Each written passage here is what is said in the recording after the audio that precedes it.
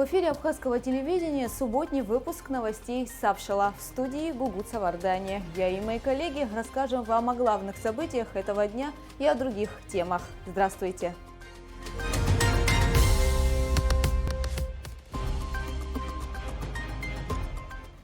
Сегодня в выпуске в рекордные сроки Абхазская железная дорога возобновила движение поездов в Гагарском районе. Ее тепла хватало всем. В столице простились с заслуженным работником Высшей школы Абхазии Этери Шамба. Проверка на качество. Госстандарт провел инспекцию на ряде объектов в Ритинском реликтовом национальном парке. Репрессированные. История великих людей и воспоминания потомков. Абхазская железная дорога возобновила движение поездов в Гагарском районе, на который в минувшую среду обрушились сильные ливни. По поручению президента Аслана Бжания работы велись в круглосуточном режиме. Группа ЖД завершила расчистку и восстановление железнодорожного полотна в кратчайшие сроки. Нам были заявлены, что работы предстоят немалые, и они продлятся не меньше 10-15 дней. Но, как нам была поставлена задача и президентом, дело в том, что, как вам известно, помимо пассажирских поездов, более 500 вагонов грузовых накопилось на той стороне. Это разные народнохозяйственные грузы, которые необходимы для жизнедеятельности Республики Абхазия. Учитывая все это, действительно мы сумели в трехдневный срок открыть движение поездов. Каким образом? Дело в том, что мы с первого дня обратились к нашим коллегам РЖД, да и они тоже откликнулись сразу по поводу помощи. Была направлена сводная бригада аварийно-восстановительная в составе самого восстановительного поезда, путейской бригады и бригада ЭЧК, по контактной сети. Мы действительно и днем, и ночью вели работы. Благодаря взаимодействию наших бригад и бригад с РЖД мы сумели трое суток уложиться для начала пропуска, как я сказал, пассажирских и грузовых поездов. Но дело в том, что это не означает, что работы были закончены.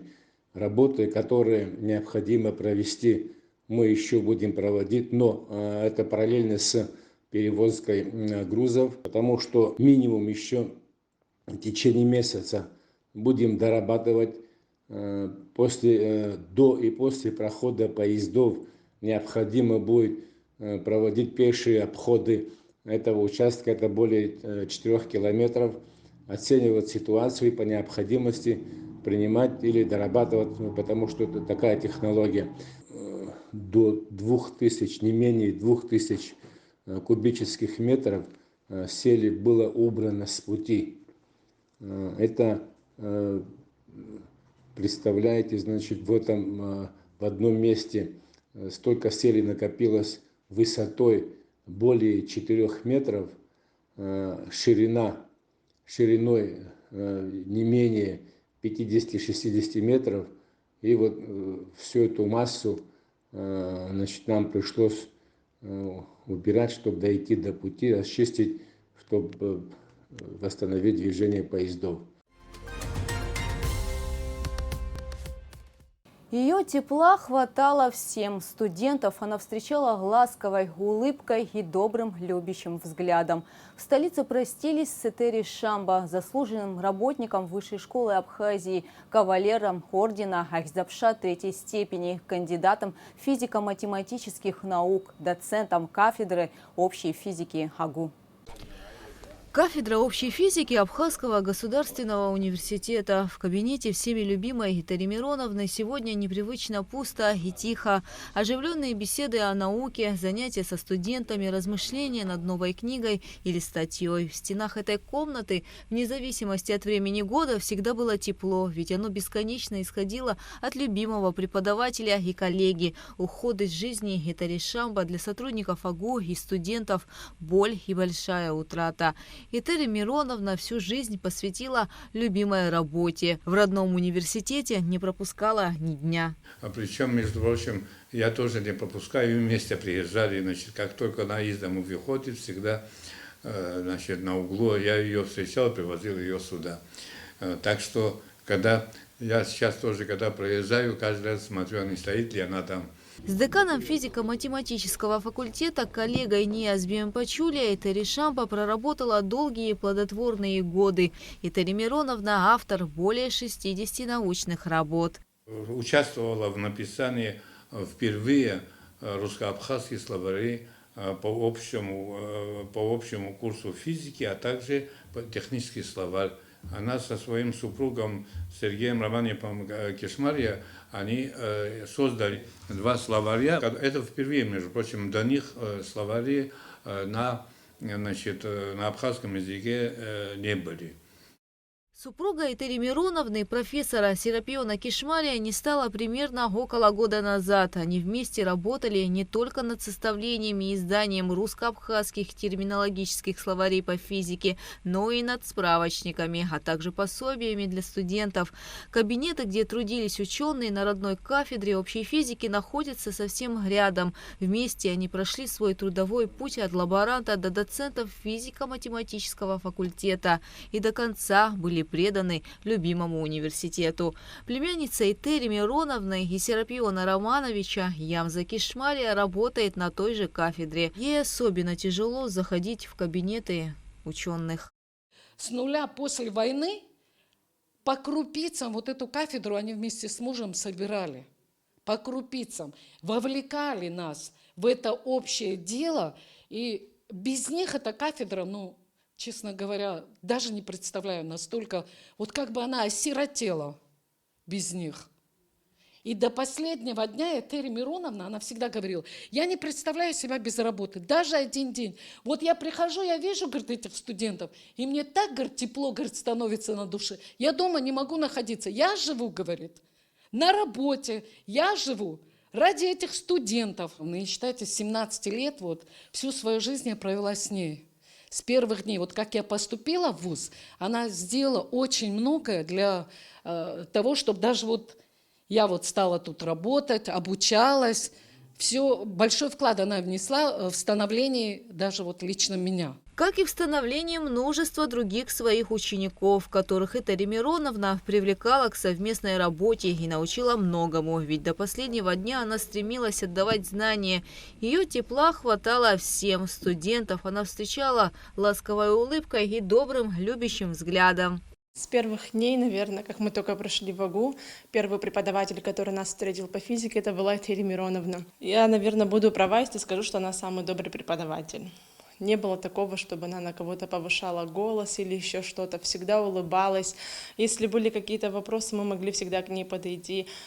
Она всегда тихо, спокойно объясняла все это.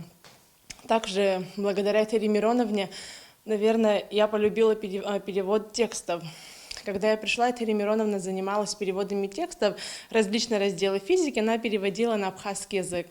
И тут она мне говорит, я вижу, говорит, ты знаешь абхазский язык, а давай начнем с тобой работать. И вот уже на протяжении более 5 лет я занималась с ней переводами. Я надеюсь, что мы продолжим ее работу, нам ее будет очень не хватать. Мне приятно, вот, что студенты, как узнали об этом, они вот звонили мне, лично мне, звонили, сочувствовали и говорят, какую большую утрату, говорит, мы, говорит, понесли. Эта утрата невосполнимая, я считаю. Настолько студенты ее, даже вот студенты ее вот так вот любили.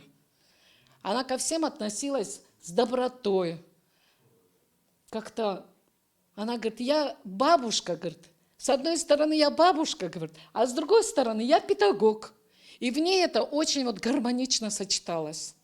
Этелия Мироновна очень любила проводить время в кругу коллег. Свой 80-летний юбилей она отмечала в университете и даже вместе с Виктором Аланзе планировала, как отпраздновать свое столетие, также в кругу друзей. Будем настраиваться на это, да. А сейчас Я говорю, вот... со мной или без меня, неважно, столетие планирую. История будет. Того. Этелия Мироновна – старшая из 3 детей в семье известного юриста Мирона Шамба, в доме которого всегда было многолюдно, тепло и весело. Родители уделяли особое внимание образованию Этели, Тараса и Сергея Шамба. Семейные чтения у нас вот были приняты вот семьей. Мама как бы занята не была, все бросала, свои дела, и мы все вместе садились, начинали, как старшая я начинала читать, потом Тарас продолжал. Этелия Мироновна ушла из жизни на 87-м году. Она была любимой матерью, бабушкой, сестрой, коллегой и другом. Все те, кому хоть раз доводилось общаться с ней, согревались теплом, которое от нее исходило.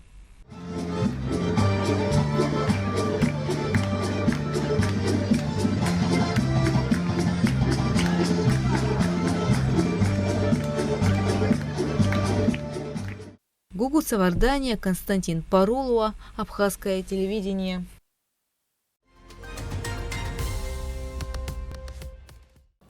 Отсутствие маркировки, нарушение хранения продуктов, ненадлежащее оснащение, отсутствие уголка потребителя. Эти и другие нарушения были выявлены в ходе инспекции госстандарта Абхазии. Инспекторы изъяли пробы виноводочных изделий и меда для проверки качества. Самый популярный туристический маршрут – озеро Рица. По пути к жемчужине Кавказа есть и другие достопримечательности, правда, рукотворные – кафе, медовые дворы, дегустационные залы и даже легкий экстрим – скоростной канатный спуск. Недалеко от Голубого озера расположился небольшой рынок. Прилавки торговых точек изобилуют всевозможными продуктами домашнего приготовления, так утверждают сами продавцы. Инспекторы госстандарта на слово не верят. Их задача – убедиться, что алкогольная продукция соответствует стандартам качества. Без маркировки вид – это неизвестный для нас продукт. Мы проведем отбор проб, проведем лабораторные анализы на безопасность данной продукции. Представившись, инспекторы подробно рассказывают о целях визита, затем интересуются о наличии разного рода разрешительных документов и сертификатов качества алкоголя. Конечно же, к подобной торговле на улице под открытым небом и палящим солнцем возникает много претензий.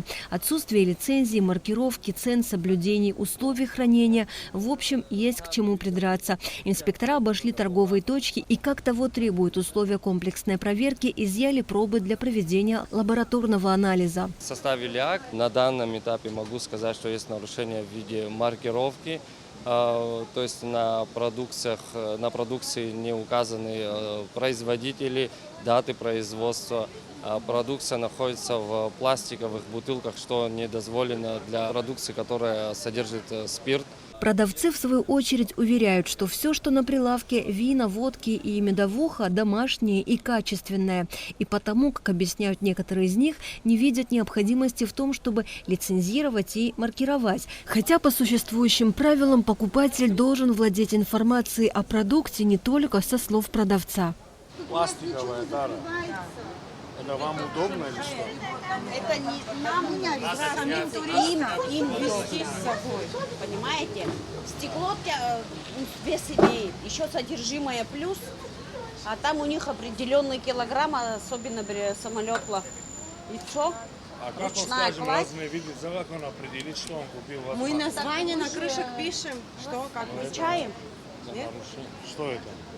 БА? Ну, букет Абхазии. Ну, это понятно, вы здесь БА написали, букет, это вы знаете, что это букет Абхазии, но это турист покупает, я же не говорю, что это сок, ежевика с кизилом. Вы Ну вот видите, а вот у меня вот каждый это будет спрашивать, должно быть обозначено. Несмотря на доводы, были изъяты образцы алкогольной продукции для последующей лабораторной проверки. Бороться с продукцией именно такого вида, которая продается в пластиковых бутылках, очень сложно, так как сами граждане, на которых этот рынок в принципе рассчитан на летний сезон, то есть отдыхающие, да, туристы, они зачастую сами просят давать им в пластиковых бутылках для того, чтобы им в дальнейшем было легко транспортировать.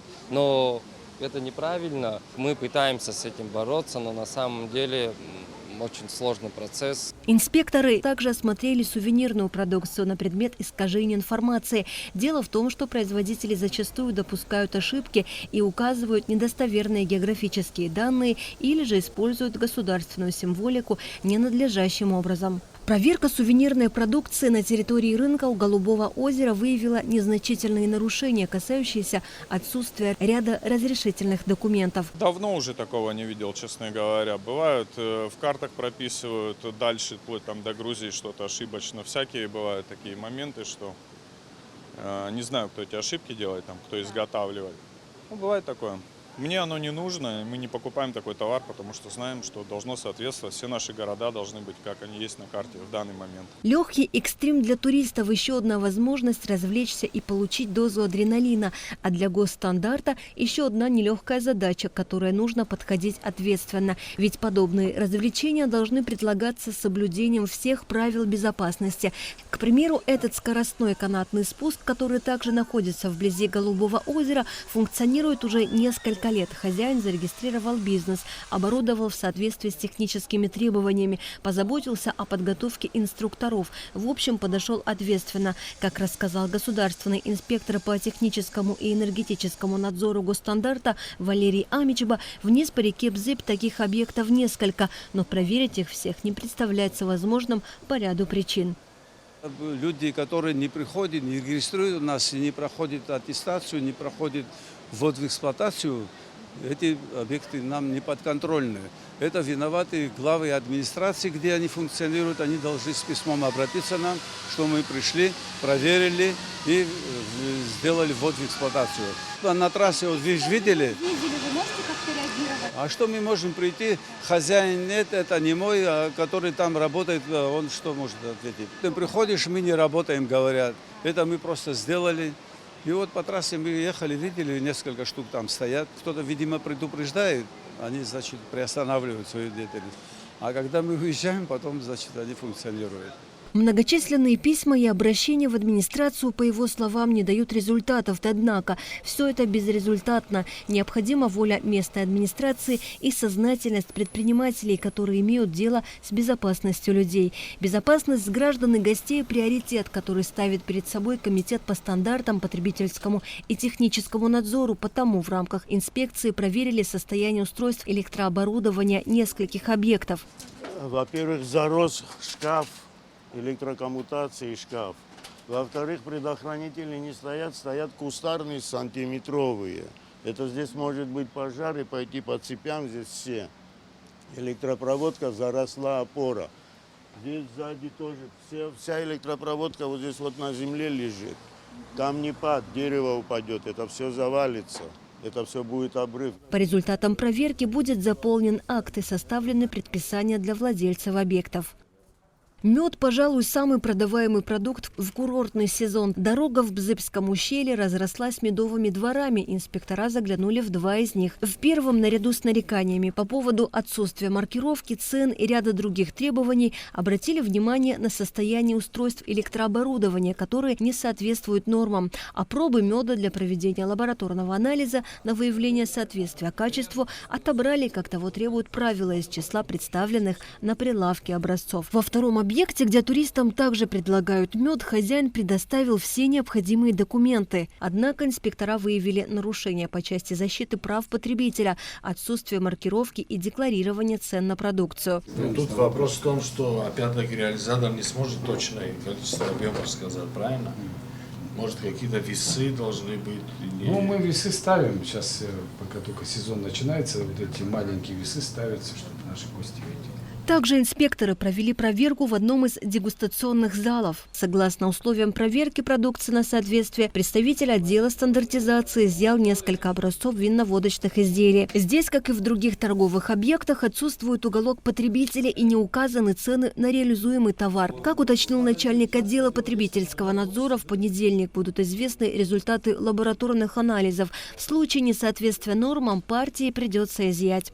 Асида Малия, Раму Камкия, Абхазское телевидение.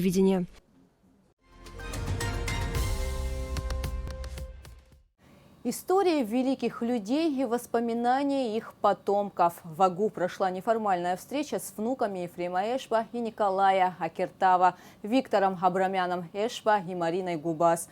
Многие аспекты жизни основателей советской власти Абхазии все еще покрыты тайной. Участники встречи, организованной в университете, попытались пролить свет на некоторые из них. Репортаж Алики Трапш. Нестор Лакоба, Ефрем Эшба, Николай Акертава – выдающиеся советские государственные деятели, чьи имена напрямую связаны с установлением советской власти в Абхазии и борьбой за свободу, справедливость и равенство абхазского народа.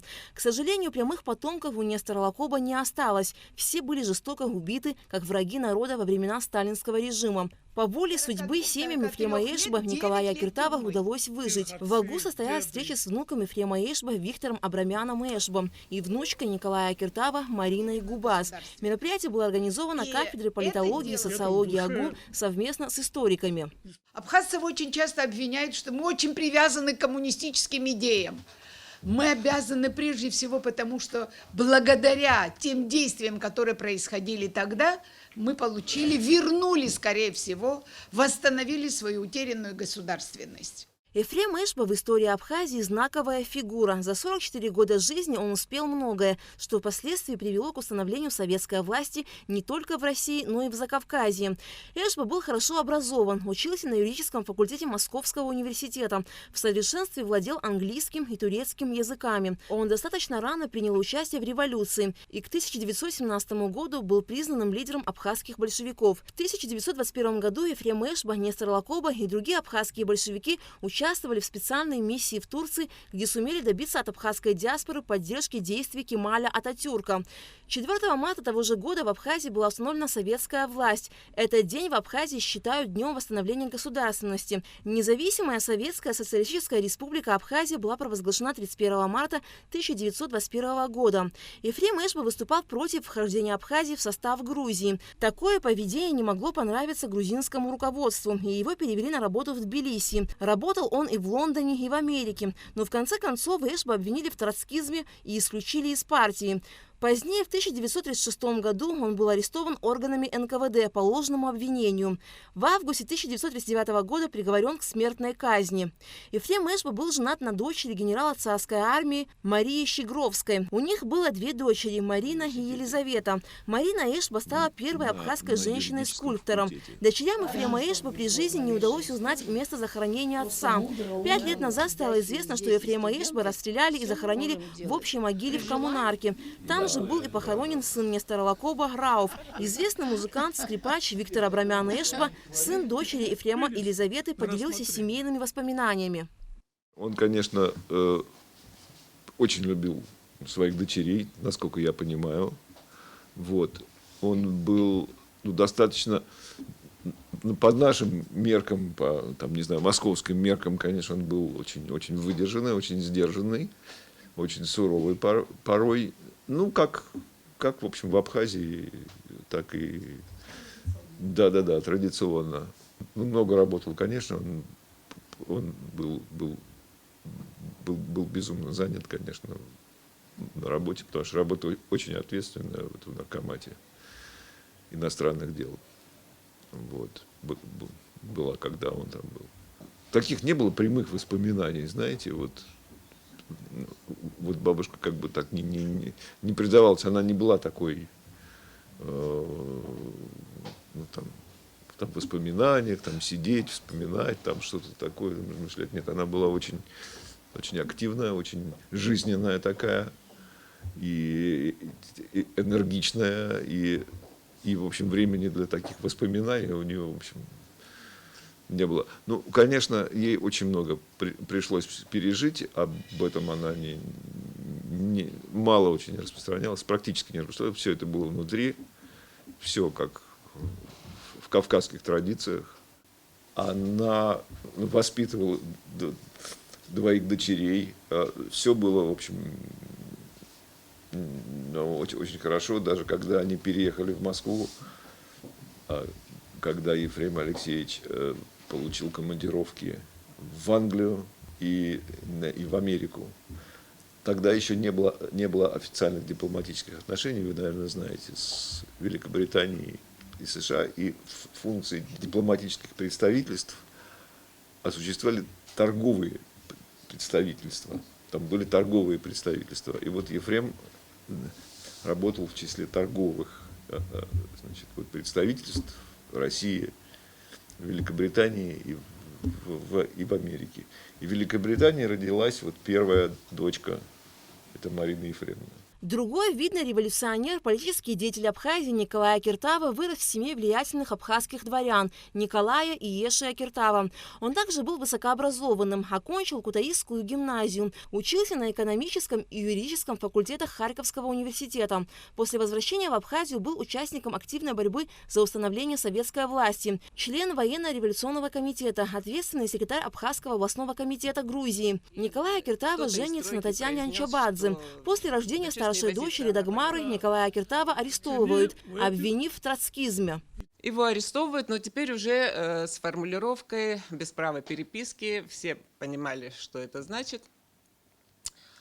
И в тот же год умирает сразу после ареста старшая дочка Дагмара, 15-летняя девочка.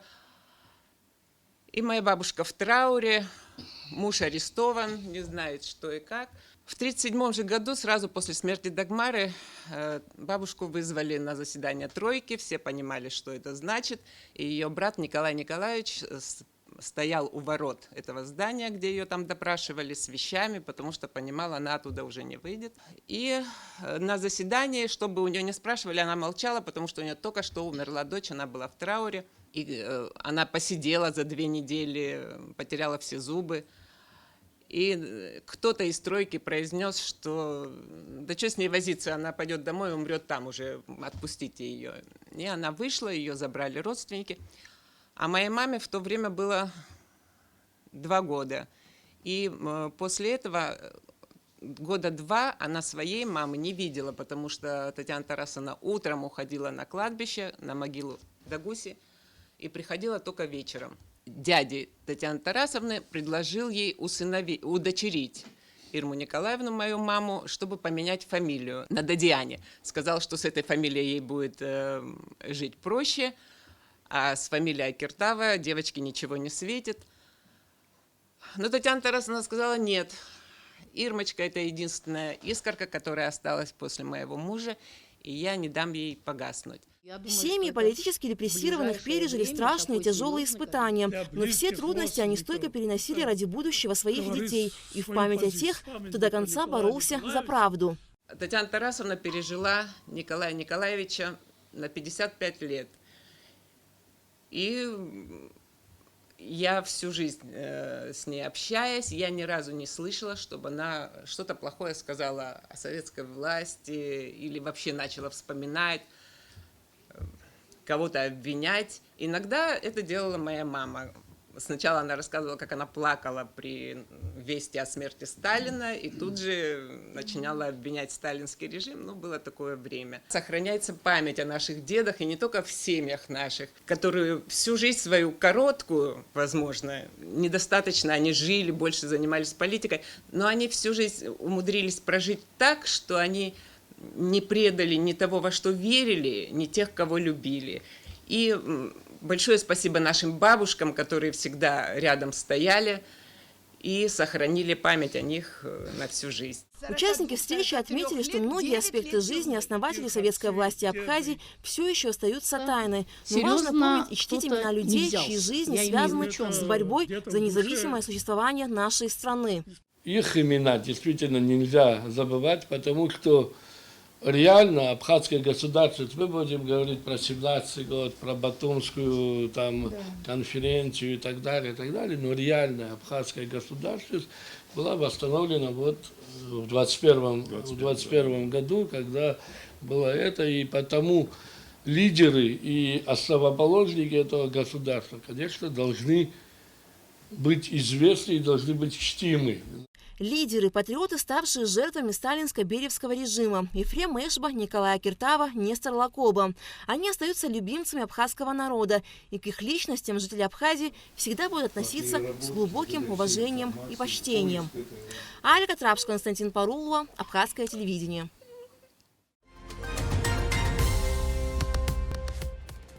На этом наш выпуск завершен. Побольше вам положительных эмоций и хороших новостей. Всего доброго!